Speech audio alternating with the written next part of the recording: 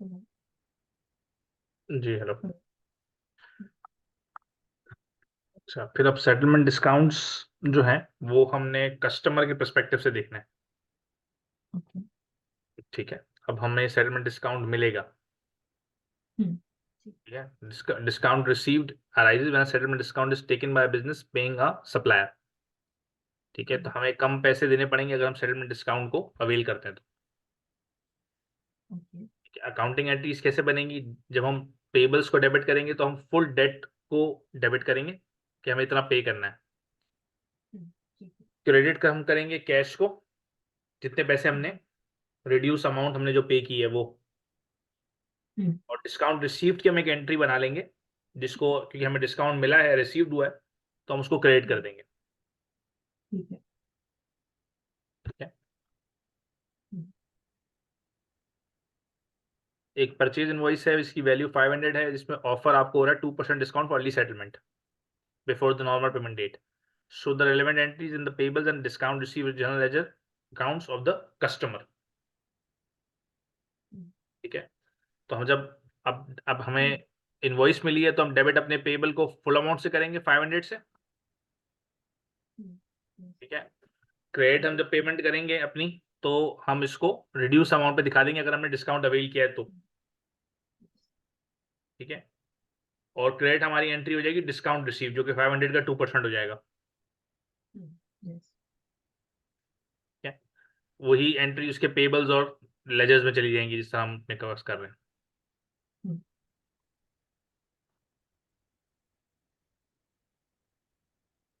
अब जो हमने अकाउंटिंग करनी है for the sales tax purpose. ठीक है, बहुत सारे डेवलप इकोनॉमीज हैं जो ऑपरेट करती हैं सेल्स टैक्स सिस्टम। आप यूके में भी सेल्स टैक्स है, वैट है, हमारे यहाँ पे उसको सेल्स टैक्स कहते हैं। ठीक है, VAT means value added tax. ठीक है, इसको हम एज अ सेल्स टैक्स ही ट्रीट करेंगे जब हम आगे बात करेंगे तो। ठीक है, प्राइसेस जो ऑब्वियसली हमें ज़्यादातर शॉप्स पे दिखती हैं वो इंक्लूडिंग सेल्स टैक्स होती हैं, लेकिन टू बिजनेस ट्रांजेक्शन्स जब हम बात करते हैं तो हम कोट कर देते हैं विदाउट टैक्स प्राइस भी। तो ये वो टैक्स की जो प्राइस, टैक्स की जो अमाउंट है ना, वो मेरी इनकम है ना, आप जो है वो आप उसको पे करोगे तो वो मुझे मिलने वाली है। ठीक है, तो हम प्राइसेस अक्सर विदाउट टैक्स भी कोट करते हैं। ओके। जो बिजनेस रजिस्टर्ड है वही टैक्स रिसीव कर सकता है। ठीक है, एक स्पेसिफिक अमाउंट है, अगर वो इतनी उसका टर्नओवर है तो फिर उसको सेल्स टैक्स पे रजिस्टर्ड होना पड़ेगा। ठीक है, बिजनेस जब कोई चीज खरीदेगा तो they will pay tax, and if it is selling so it will collect tax. Yes. ठीक है, तो जो उसका डिफरेंस होगा वो टैक्स अथॉरिटीज को वो पे करेगा, नेट पेमेंट। टैक्सेबल सप्लाईज वो सप्लाईज हैं जो सेल्स टैक्स जिसमें सब्जेक्ट लग रहा होता है। ठीक है, उसको हम टैक्सेबल सप्लाईज कहते हैं। इनपुट टैक्स वो सेल्स टैक्स जो मैं सप्लायर को पे कर रहा हूँ परचेजेस पे, उसको हम इनपुट टैक्स कहते हैं। आउटपुट टैक्स जो मैं कलेक्ट कर रहा हूँ सेल के थ्रू टैक्स अथॉरिटी की बिहाफ पे, मुझे उनको पे ऑफ करना है। एक नॉर्मल रेट, स्टैंडर्ड रेट होता है 20%, कुछ रेट्स पे रिड्यूस रेट भी लग जाता है, वो फिर कमोडिटी वो डिफाइन कर देते हैं कि भाई ये इस कमोडिटीज पे लगेगा वो। ठीक है, कंट्री टू कंट्री वेरी भी करेगा। कुछ जीरो रेटेड भी कमोडिटीज होती हैं कि टैक्स तो उस पर लग रहा है लेकिन उसका परसेंटेज जीरो है। कुछ एग्जेम्प्ट एक्टिविटीज होती हैं कि भाई इन पे टैक्स लगेगा नहीं। ठीक है, तो zero rated is something else, exempt activity is something else. ठीक है,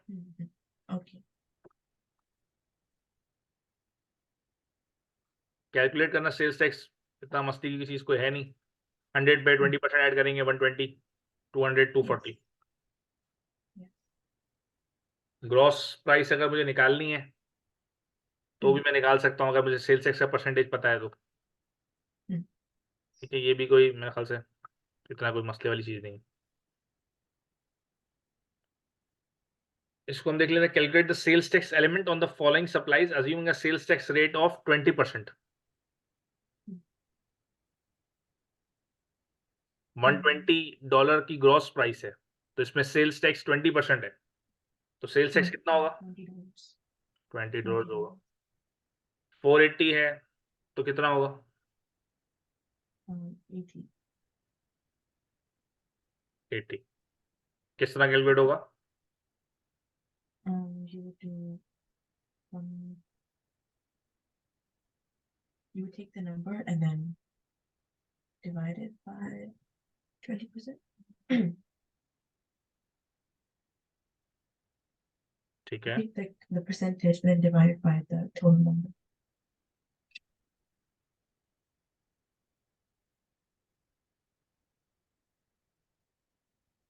the 480 divided by 120 then multiply by 20.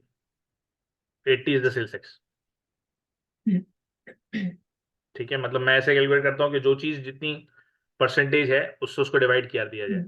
ठीक है, तो 480 Okay. is 120% and what you want multiply by that. You want the tax percentage Okay. is 20, so you get 80. Okay, ठीक है. अब ये 200 net है। Hmm. ठीक है, तो इसका सेल्स टैक्स कितना होगा? Hmm.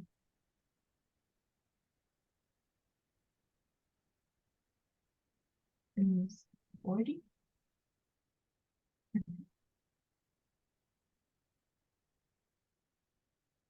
सही है, 40। ठीक है, and 1272 and 17,000 would be same.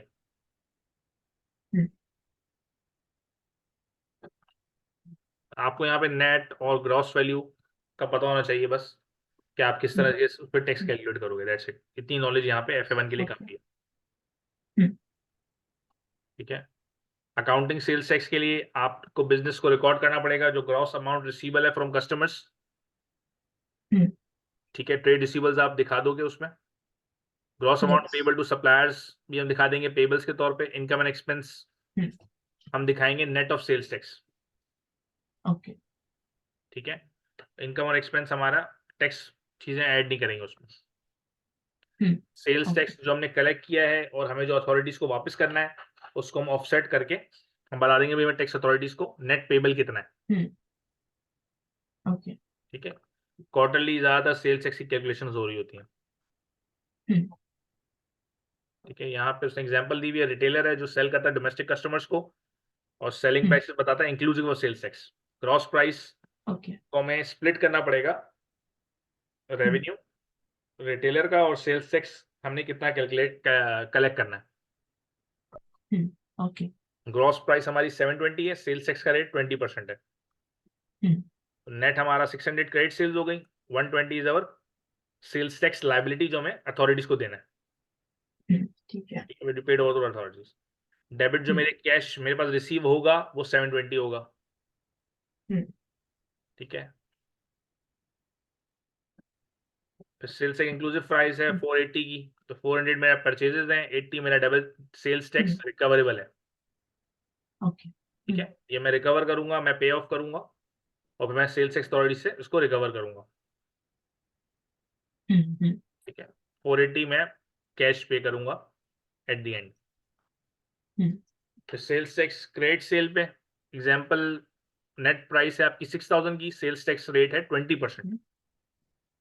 6000 credit sales हो गई, 1200 is your credit sales tax liability.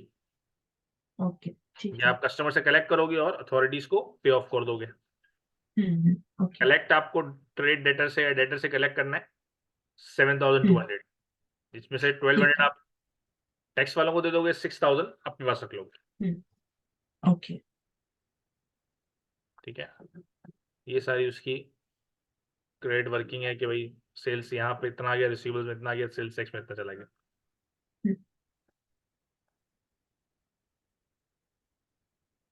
फिर sales tax on credit purchases में भी यही होगा। 4000 आपकी डेबिट परचेज, 800 आपका सेल्स टैक्स रिकवरेबल है। पेबल्स जो आपको पे ऑफ करने हैं वो 4800 करने हैं, जिसमें से 800 सेल्स टैक्स वालों के पास चला जाएगा, 4000 आप उसको पे कर दोगे। पे तो आप 4800 ही करोगे, लेकिन 800 वो अथॉरिटीज को पे कर देगा। ठीक है, ठीक है,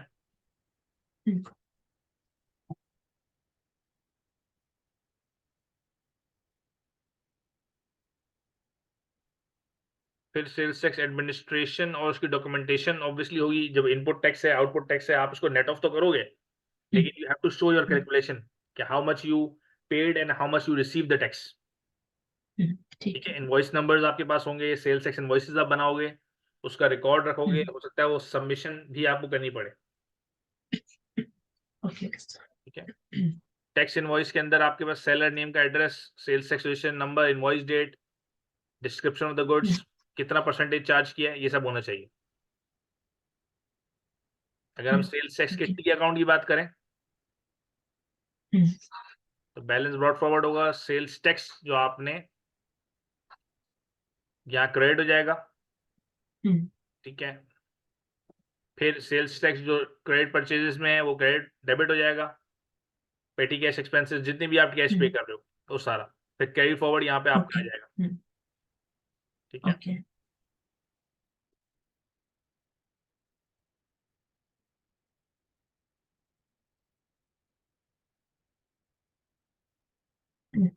अच्छा जब हम रिटर्न बनाते हैं इसको, जब हम सेल्स टैक्स की सारी वर्किंग अपनी सबमिट करते हैं सेल्स अथॉरिटीज को तो उसको हम रिटर्न कहते हैं। ठीक है, ठीक है।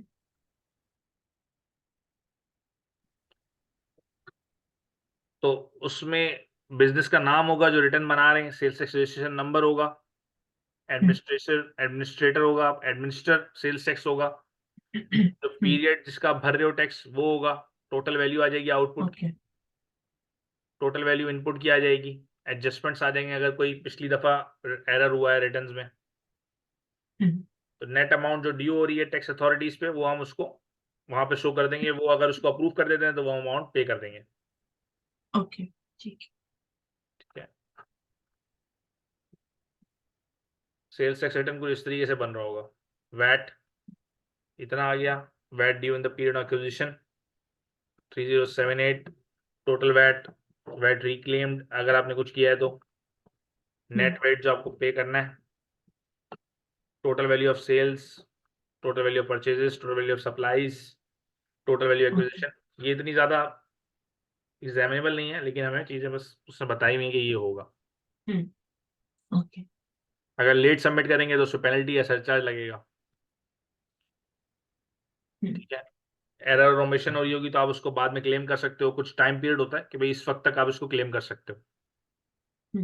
ठीक है। अगर चेंज हो जाता है सेल्स टैक्स रेट फिर आपकी सारी कैलकुलेशन जो वो चेंज होगी, वो आपको बताएंगे ऑब्वियसली कि भाई इस डेट से सेल्स टैक्स का रेट चेंज हो रहा है। ठीक है, यहाँ पे हमारा चैप्टर खत्म हो गया। Then we have bank system and the transactions, इसको इंशाल्लाह नेक्स्ट क्लास में डिस्कस करेंगे। ठीक है, कुछ दो क्वेश्चंस मेरे ख्याल से अगर आपके पास किट आपने सॉल्व करना शायद शुरू की हो। जी मैंने शुरू कर दिया क्वेश्चंस। उसमें कुछ प्रॉब्लम अगर आ रही हो तो आप बता दीजिएगा। नहीं, काफी स्ट्रेट फॉरवर्ड है। ठीक है, तो बहुत अच्छी बात है। कोशिश हमने ये करनी है कि अगर आपके एक पब्लिशर की यानी कैम्पलाइन की किट कंप्लीट हो जाती है तो आप बीबी की किट लें। ठीक है, तो कम से कम हमें दो ठीक है। पब्लिशर्स की तो करनी है। जी ओके। तो आप इसको कोशिश करके जैसे अगर फॉर एग्जांपल ये कंप्लीट हो जाती है फिर हम उस पर चले जाएंगे और कोई प्रॉब्लम आए तो फिर डिस्कस कर लीजिएगा। ठीक है, ओके कर दूंगी। ठीक है जी फिर इंशाल्लाह नेक्स्ट क्लास में कंटिन्यू करते हैं। Thank you. ठीक है, थैंक यू।